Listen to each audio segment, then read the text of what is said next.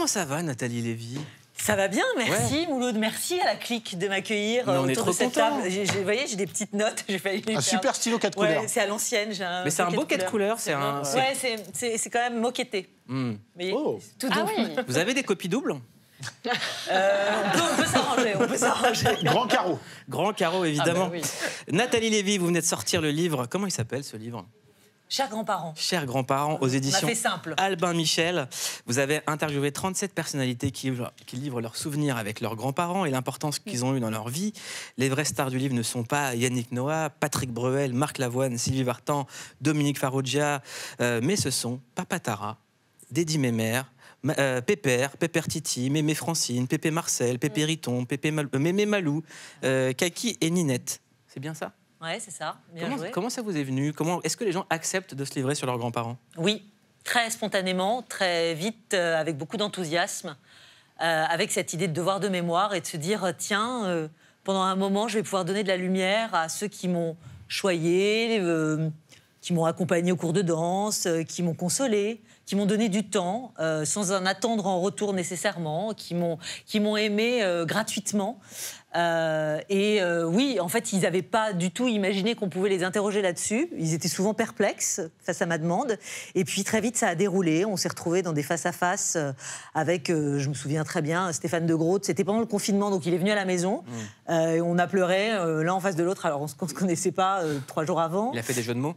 Il a fait des jeux de mots, ouais. C'est peut-être pour ça qu'elle a pleuré. C'est pour ça qu'elle a pleuré. Nathalie Lévy, c'était qui, votre grand-mère? C'était Rosine. C'est Rosine, elle est à mon poignet, elle est avec moi tout le temps. Vous avez été proche de vos grands-parents, Mouloud? Mais c'est moi qui pose les questions, on n'est pas dans... En aparté. Ok. C'est vrai que vous Ça, avez c'est l'habitude de fait. poser les questions, c'est pour ça. Votre grand-mère, c'est aussi pour elle que vous avez entamé toute cette recherche des grands-parents, donc en prétextant quelque part aller rencontrer les grands-parents des autres. C'est surtout votre histoire que vous racontez aussi, et celle de Rosine qui vous a toujours accompagnée. Et moi, ce qui m'a beaucoup touchée, c'est on comprend que vous l'avez accompagnée jusqu'à la fin de sa vie, que ça a été un moment très douloureux, très lourd pour vous. Et vous dites que même vous étiez son aide-soignante, enfin vous étiez auprès d'elle tout le temps, et que ça a été très difficile pour vous de le dire à vos employeurs, de le partager avec des gens, que c'est quelque chose que vous avez gardé secret. C'est pas facile, là. Moi, mamie, elle est mon patrimoine immatériel, hein. C'est ma construction, c'est mes fondations. Cette femme, elle m'a maillotée. C'est un mot qui est un peu désuet, mais voilà, elle a changé mes couches, elle a été avec moi tout au long de mon existence, jusqu'à 45 ans, voilà. Et puis, évidemment, la vieillesse frappe à nos portes. On devient tous aidants un jour. En fait, on y passera tous. Enfin, j'espère qu'on aura tous la chance d'y passer, parce que ça voudrait dire qu'on accompagne quelqu'un de vieillissant, un parent ou un grand-parent, et donc qui va loin en âge.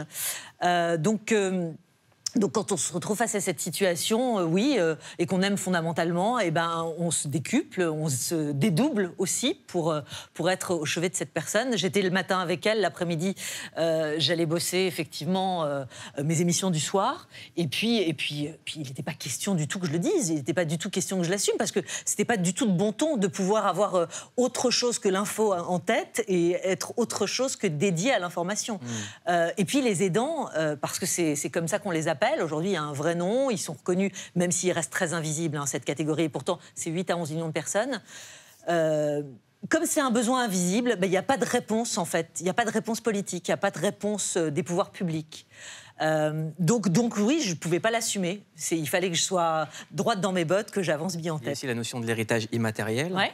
Qu'est-ce qu'elle vous a dit qui reste toujours gravé dans votre mémoire ou dans votre cœur, qui vous aide à traverser des épreuves? Ma mamie, elle a été veuve à 29 ans, déracinée de surcroît ensuite pour quitter l'Algérie vers la France. Elle a élevé ses filles en étant une femme seule toute sa vie. Et moi, ce que j'ai toujours entendu, c'est t'as tes 2 bras, t'as tes 2 jambes, t'avances. Alors autant vous dire qu'il n'y a pas beaucoup de temps pour la psychologie, pour l'écoute de soi, etc.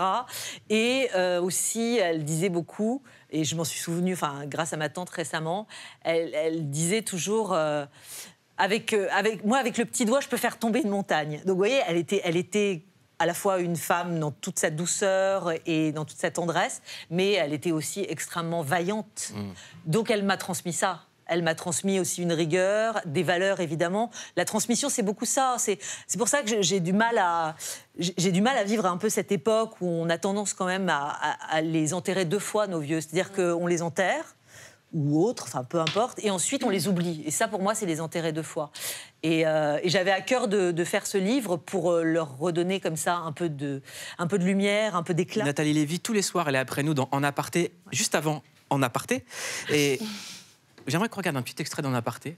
Okay. Et après, vous passez au questionnaire de clic, d'accord? Un extrait Allez. qu'on aime bien chez nous, c'est François Cluzet.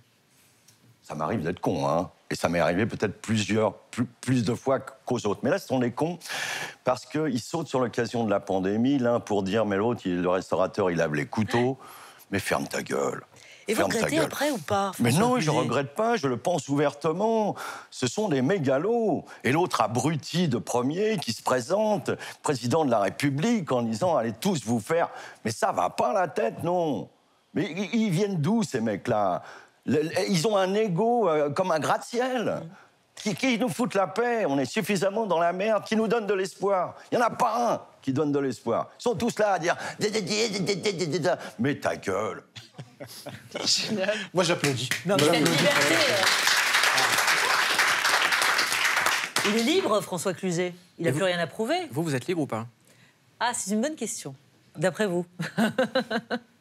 Je peux ne pas répondre aux questions. Non, je plaisante. Oui, je suis libre. Je suis libre de... Enfin, je suis libre de faire tomber la cuirasse. Enfin, en tout cas, c'est ce que je m'emploie à faire.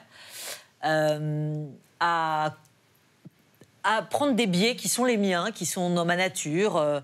Cette émission, c'est un archipel, c'est un atoll. L'idée, c'est pas d'être en front... Pardon? Non. Ah.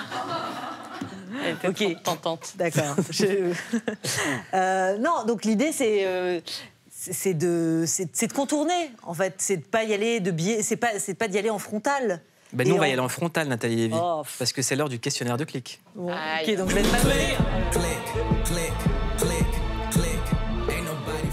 Alors, Nathalie Lévy, combien de temps passez-vous chaque jour sur un écran? Bon, franchement, j'ai menti au questionnaire. Enfin, non. Parce que moi, j'ai 4 heures, mais ça a l'air mytho. Hein. Elle est trop mignonne, elle est Non, trop c'est- honnête, elle a Oui, menti. c'est Non, vrai. ouais, en fait, c'est ça. Non, c'est une calamité. Ouais. Non, mais sincèrement, enfin, je veux dire, entre Twitter, le fil, parce que ça revient à un fil AFP, en fait. Hein, donc voilà, je m'en sers comme ça. Et puis, alors, pour le coup, je suis pas du tout TikTok. Je connais pas, je maîtrise pas, j'ai même pas essayé d'y aller. Mais Instagram, ouais, pour moi, c'est comme un magazine, en fait. Ça a remplacé le papier. Et j'avoue, autant le livre, j'ai besoin du papier, autant Instagram. Et vous je le stalkez consomme. des gens sur Insta? Je quoi? Vous stalkez des gens? Ça veut dire quoi, ça? Vous suivez des gens en secret? Surveiller sans qu'ils le sachent. Voilà. Oh bah, ouais, enfin, je Une pense veille, qu'il- quoi. Bah, oui, je suis en tout cas des gens, ça Est-ce que, c'est est-ce sûr. que vous êtes la maman qui suit ses enfants comme ça? Alors pas encore parce qu'elle a que 10 ans et donc elle va encore à l'école avec la nounou, etc. Donc, Avant d'aller dans les manifs. voilà. Mais j'ai tout prévu pour l'année prochaine, la 6e, ce sera la montre. Bracelet électronique, Ouais, carrément. c'est ça. Ce sera la montre connectée, donc pas d'écran, etc. Non, je suis un peu une rabat-joie sur le sujet. Elle joue au puissance 4? Ouais, on On fait a des quelqu'un à lui parties, on fait des présenter. super matchs. Sur quoi vous cliquez en secret? Les plaisirs coupables? Bon, c'est complètement. C'est pas glamour pour dessous. Hein. Je vous le dis tel que je suis, parce que tant qu'à faire, j'ai une espèce de passion comme ça, de consommation frénétique de tout ce qui est aménagement, de tout ce qui est installation, de tout ce qui est aménagement asiatique. En fait, Kondo. Donc vous êtes dans un aparté non, pas jusqu'au du bout, tout. en fait. Ah non. Alors pas du tout. C'est pas le rangement, c'est l'aménagement. C'est l'aménagement. Et il y a une vraie différence. C'est-à-dire que par exemple en Asie, ils ont à cœur, bah voilà, c'est exactement ça. C'est des lits qui se transforment en Modularité. baignoire. C'est des tabourets qui se transforment en couchettes, en ce que vous voulez. Moi, je suis Mais ça peut fascinée en peut-être fait. être une nouvelle version d'un aparté avec Ouais, des lits complètement. partout. Franchement, ça veut se reposant de cacahuètes ou pas? Les mecs, ils peuvent tout faire avec un objet, avec non, Un Si, moi, avec je un kiffe, meuble. hein. C'est impressionnant. Si, même moi, je trouve ça fascinant. Je trouve incroyable. Mais on peut regarder ça des heures et des heures.